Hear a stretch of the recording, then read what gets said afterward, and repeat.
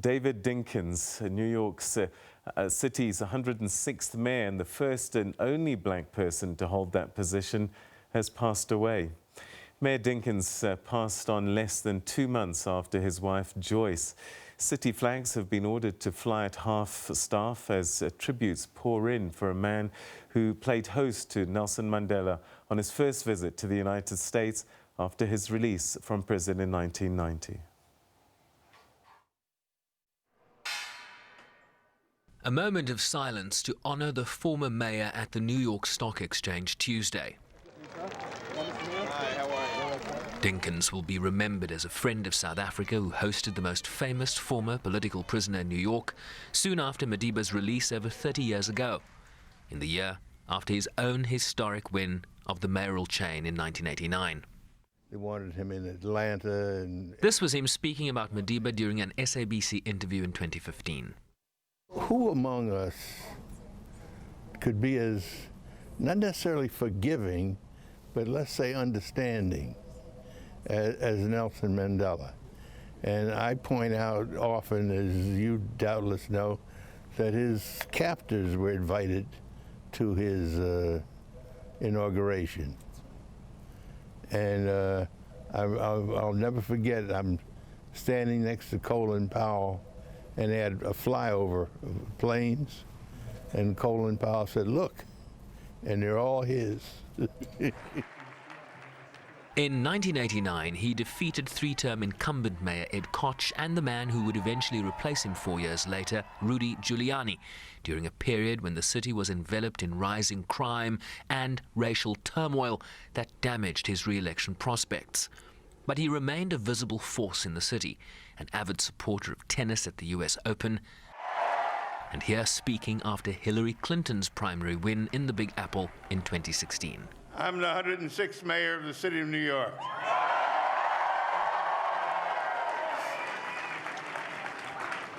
I'm a proud supporter of Hillary Clinton. As a matter of fact, today is the 4th time I voted for her.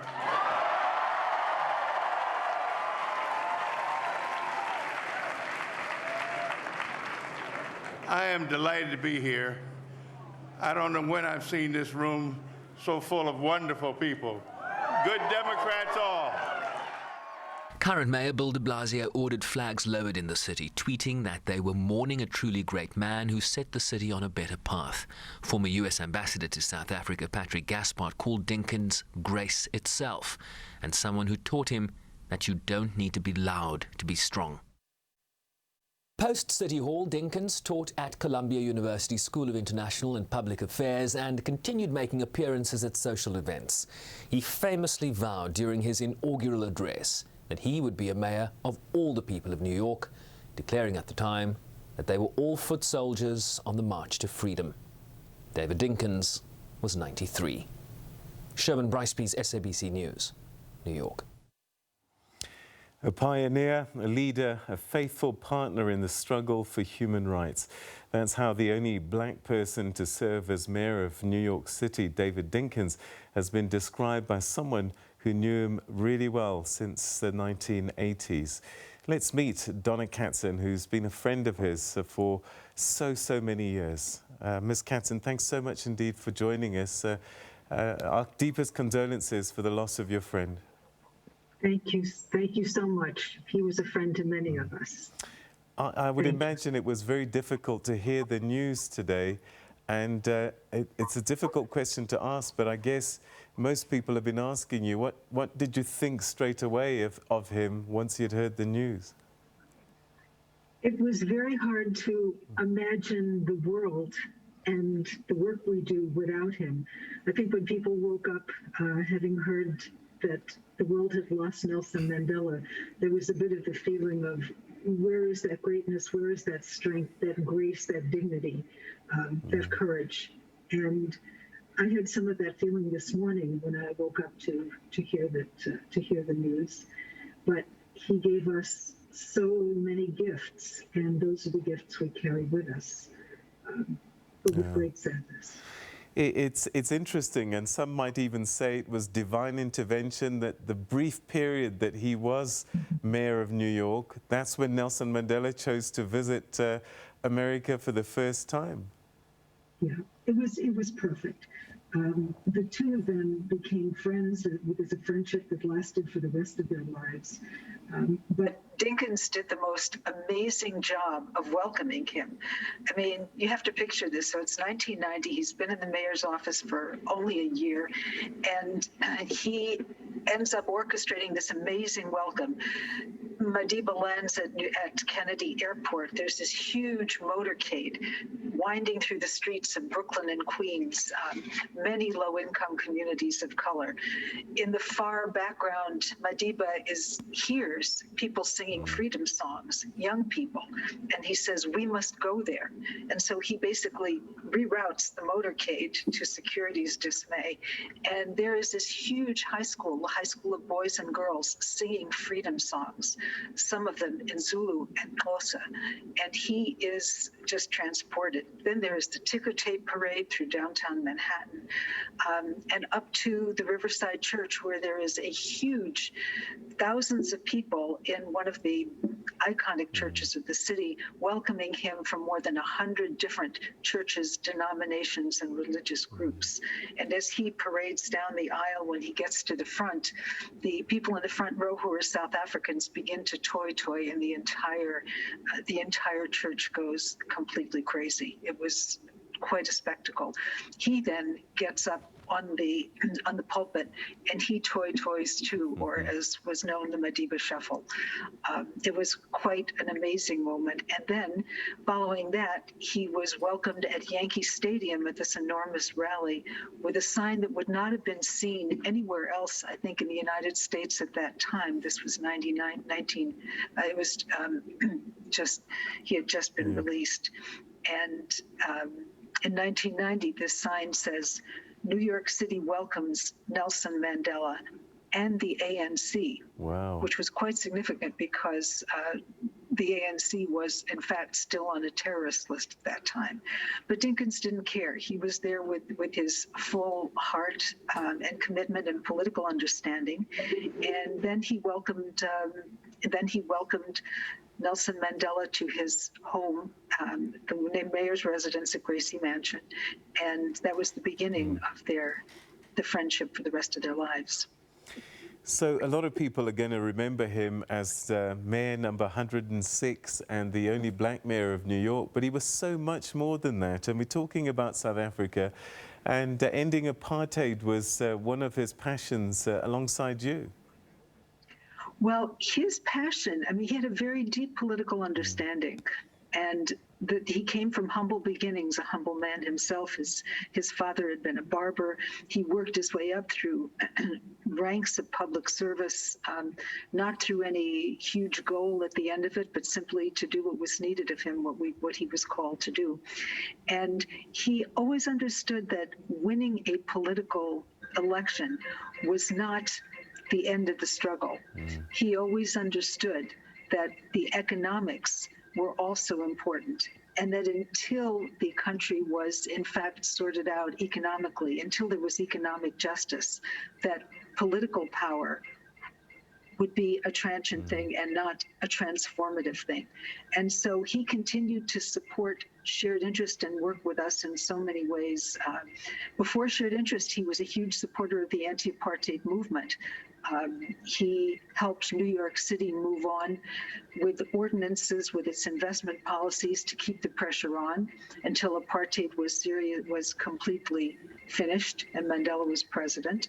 But then he understood the economic legacy.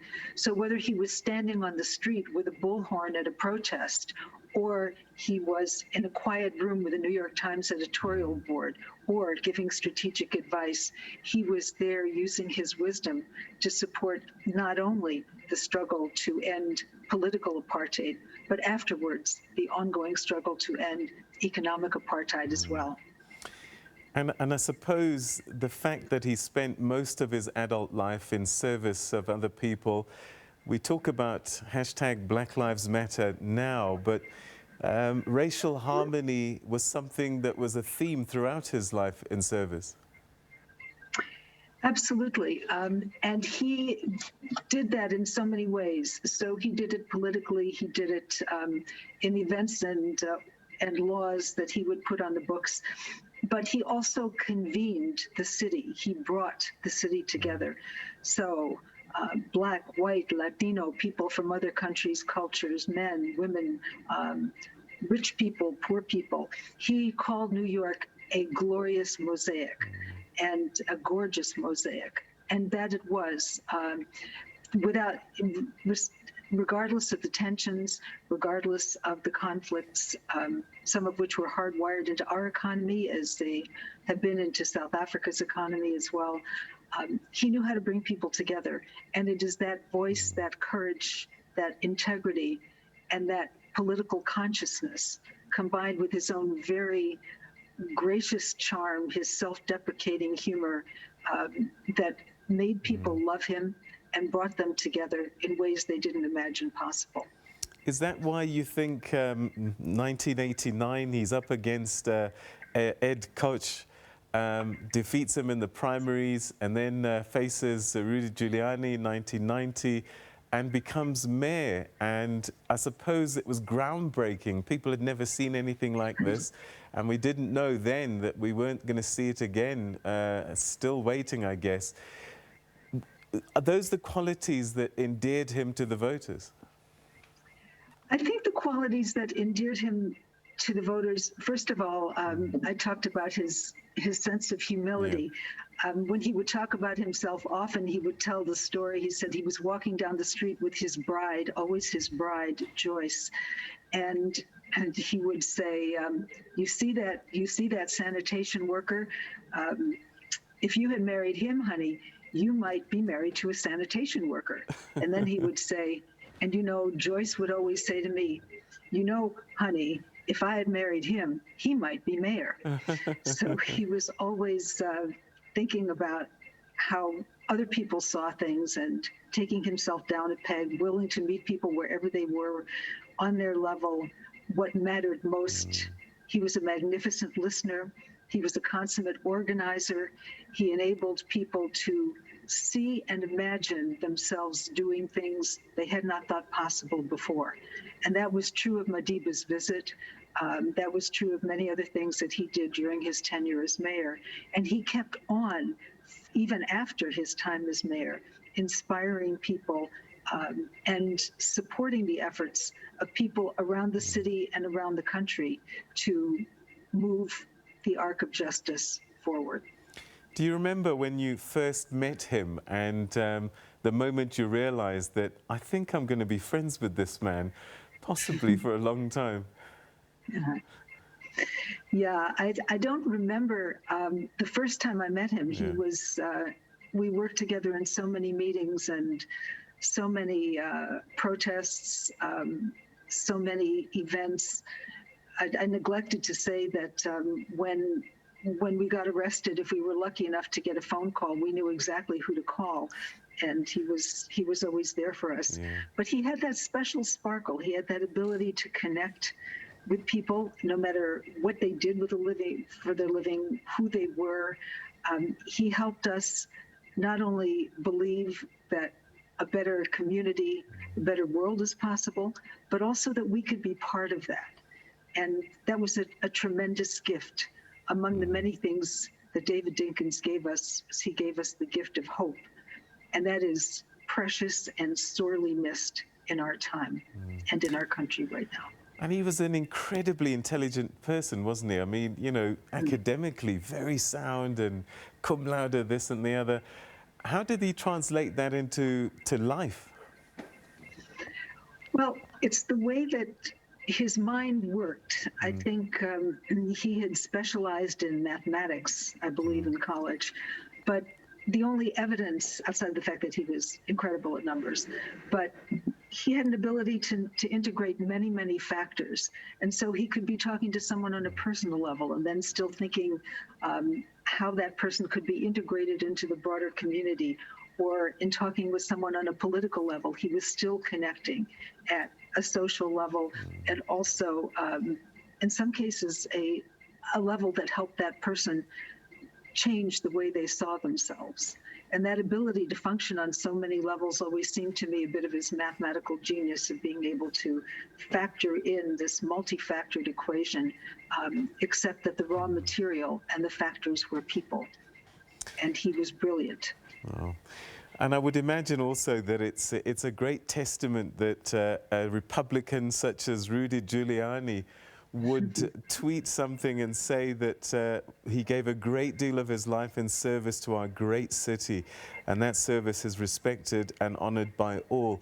So this is a man who really garnered respect far and wide, even beyond his political lines. That's totally true.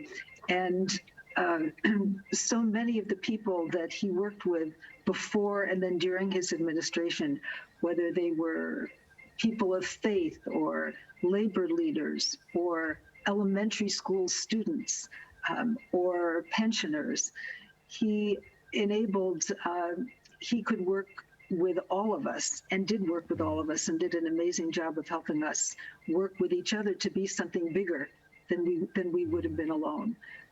And knowing that he was in it for the long haul.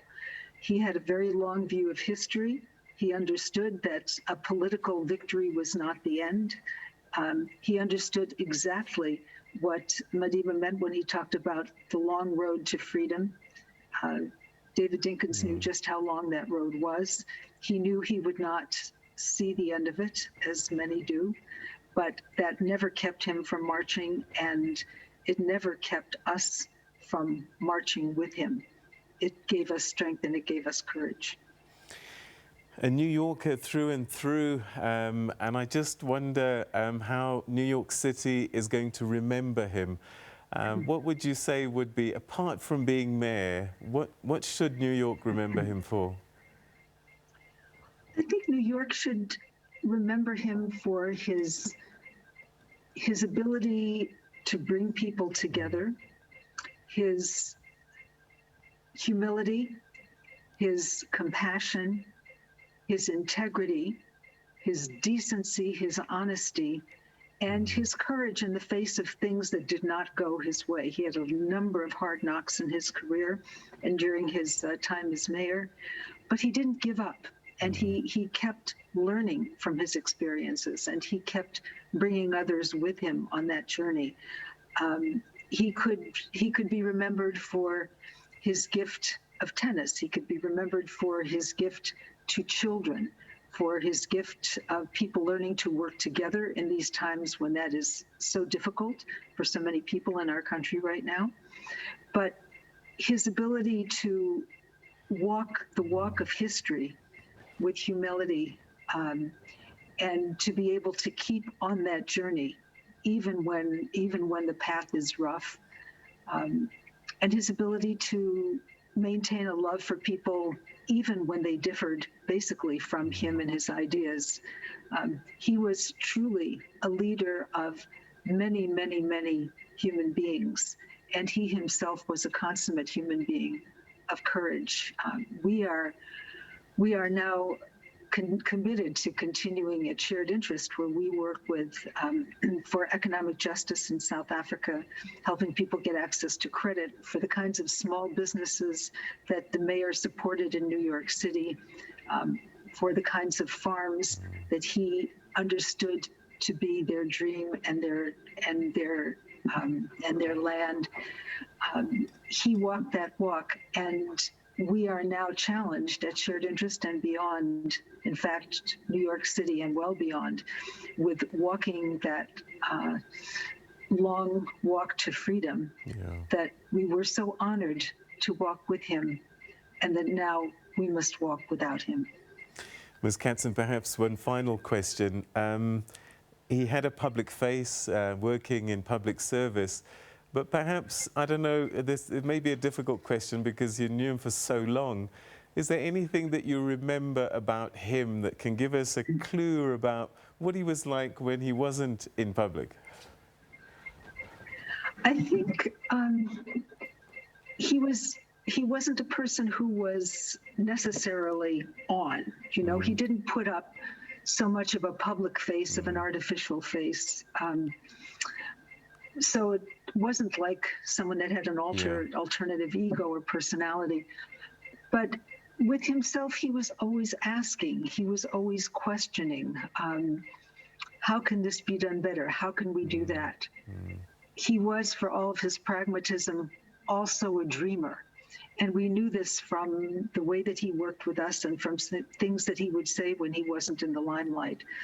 But he did dream a dream of equality and of a world that would have made him look like, in some cases, a wide-eyed idealist, but tempered with a very, very sobering reality of all the things that he had lived in his life.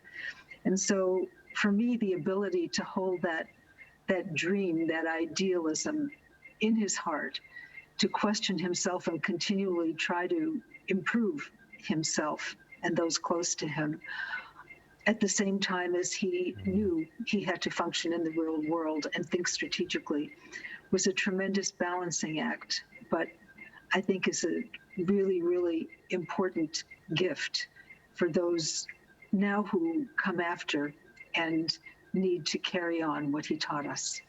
Ms. Katzin, we're going to leave it there. Thank you very, very much indeed for sharing this time with us. I know that it's difficult, especially with what's happened, but thank you so much for helping us remember him. Thank you.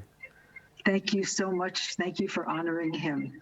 Thank you. Privilege, and we appreciate this. Thank you. Okay, good night.